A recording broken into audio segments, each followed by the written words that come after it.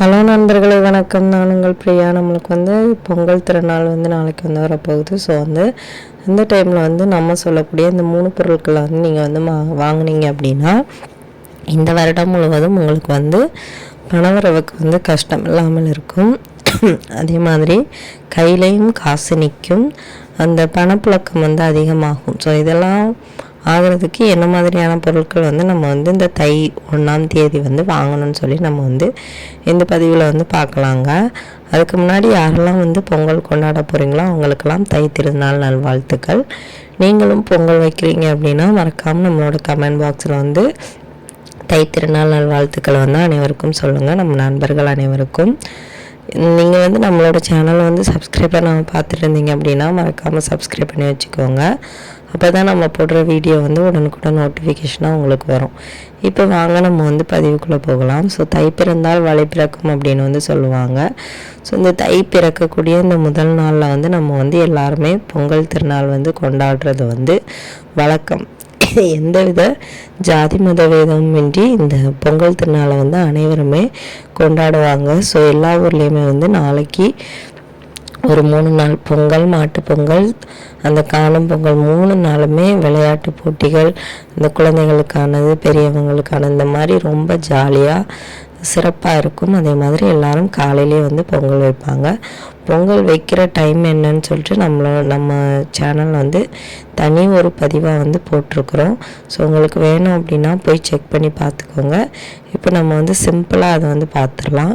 காலையில் சூரிய பொங்கல் வைக்கிறவங்க 5 மணிலேருந்து 6 மணி வரைக்கும் வைங்க.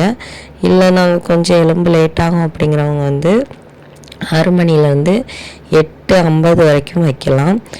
அப்புறம் அதுக்கும் மீறி லேட் ஆகிறவங்க 10:35 12 மணி வரைக்கும் வைக்கலாம். இப்படி 3 டைம் இருக்குது. யமகண்டம் பார்த்திங்கன்னா 9 மணிக்கு மேலேருந்து 10:30 வரைக்கும் இருக்குது. ஸோ அந்த டைமில் பண்ணாதீங்க. அதே மாதிரி ராகு காலம் மத்தியானம் 3 மணிக்கு அப்புறமா இருக்குது. ஸோ அந்த வேலையில் எதுவும் பண்ணாதீங்க. ஸோ பொங்கல் வைக்கிறவங்களுக்கு 3 டைம் இருக்குது. குழந்தைங்க இருக்கிறாங்க, கொஞ்சம் வயசானவங்க இருக்கிறாங்கன்னா கொஞ்சம் பார்த்து டைம் அட்ஜஸ்ட் பண்ணி உங்களுக்கு எப்படி எந்த டைம் சூட் ஆகுதோ அந்த டைமில் நீங்கள் பொங்கல் வச்சுக்கலாம். நிறைய பேர் இப்போ வீட்டுக்குள்ளேயே வச்சு பொங்கல் வைப்பாங்க.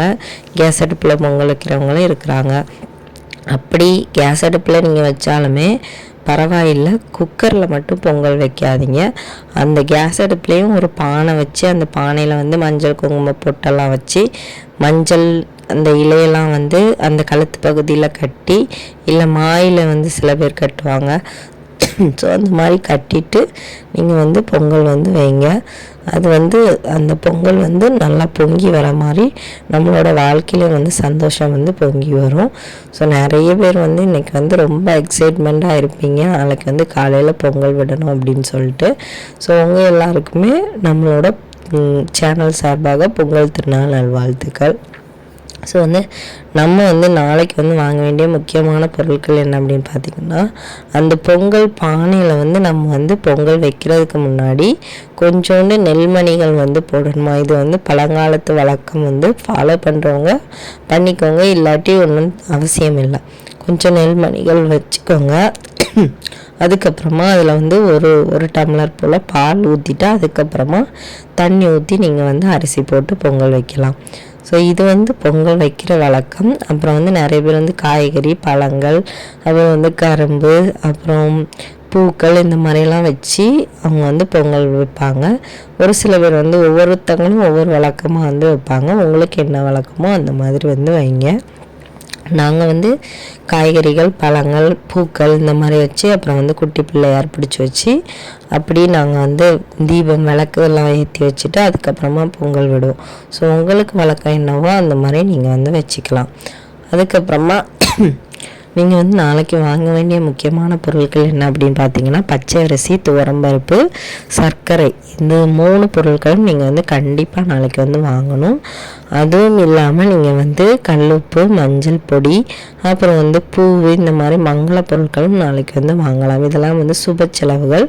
ஸோ நாளைக்கு வந்து நீங்கள் வந்து செய்யும்போது தொடர்ந்து உங்களுக்கு வந்து பணவரவும் அதிகமாக இருக்கும், வீட்டில் வந்து பணத்துக்கு வந்து கஷ்டம் இல்லாமல் இருக்கும். ஸோ இந்த பதிவு வந்து கண்டிப்பாக உங்களுக்கு வந்து உபயோகமாக இருக்கும்னு நினைக்கிறேன். இதில் நம்ம சொன்ன பொருட்களில் ஏதாவது ஒரு பொருளாவது நாளைக்கு நீங்கள் கண்டிப்பாக வாங்கி வைங்க.